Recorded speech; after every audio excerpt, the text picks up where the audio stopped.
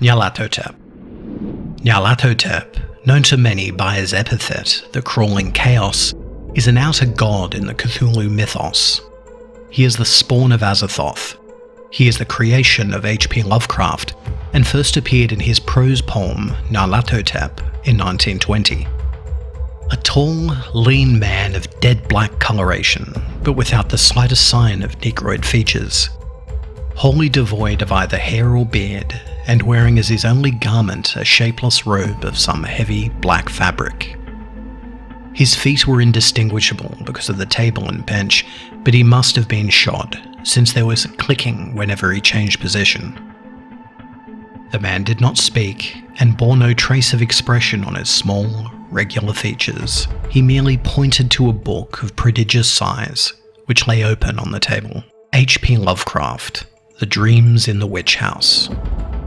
Nyarlathotep differs from the other deities in the mythos in a number of ways. Most of the outer gods are exiled to the stars, like Yog-Sothoth and Azathoth, and most of the great old ones are sleeping and dreaming, like Cthulhu. Nyarlathotep, however, is active and frequently walks the earth in the guise of a human being, usually a tall, slim, joyous man. He has 1,000 other forms and manifestations, most reputed to be quite horrific and sanity-blasting. Most of the outer gods have their own cult serving them. Nyarlathotep seems to serve, as he serves several cults and takes care of their affairs in the other outer gods' absence. Most outer gods use strange alien languages, while Nyarlathotep uses human languages, and can easily pass for a human being if he chooses to do so. Finally, most of them are all powerful, yet evidently without a clear purpose or agenda. Yet Nyarlathotep seems to be deliberately deceptive and manipulative, and even uses propaganda to achieve his goals.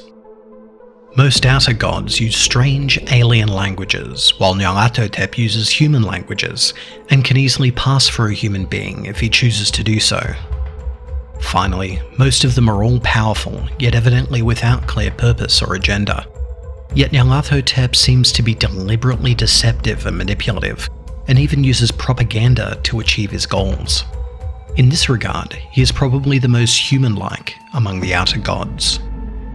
Nyarlathotep enacts the will of the outer gods, and is their messenger, heart and soul, the immemorial figure of the deputy or messenger of hidden and terrible powers. He is also the servant of Azathoth, whose fitful, spastic wishes he immediately fulfills. Unlike the other outer gods, spreading madness is more important and enjoyable than death and destruction to Nyarlathotep. It is suggested by some that he will destroy the human race, and possibly the earth as well. In the mythos, Nyarlathotep's first appearance is in the eponymous short story by Lovecraft, 1920, in which he is described as a tall, swarthy man who resembles an Egyptian pharaoh. In this story, he wanders the earth, gathering legions of followers through his demonstrations of strange and seemingly magical instruments, the narrator of the story among them. These followers lose awareness of the world around them, and through the narrator's increasingly unreliable accounts, the reader gets a sense of the world's utter collapse. The story ends with the narrator as part of an army of servants for Nyarlathotep. Nyarlathotep carries many masks, but usually appears as a tall human with handsome features and hair styled like a pair of lightning bolts. Sometime before the comic started, he and the other outer gods were trapped on Earth in the forms of mortals. While Yog-Sothoth and Shub-Niggurath are content to wait for the stars to align, Nyarlathotep is more impatient and tortures Albert Wilmarth for information on the Miskatonic University's copy of the Necronomicon. He gains access to the school under the guise of Mr. Noise, an English teacher in Wilmarth's absence.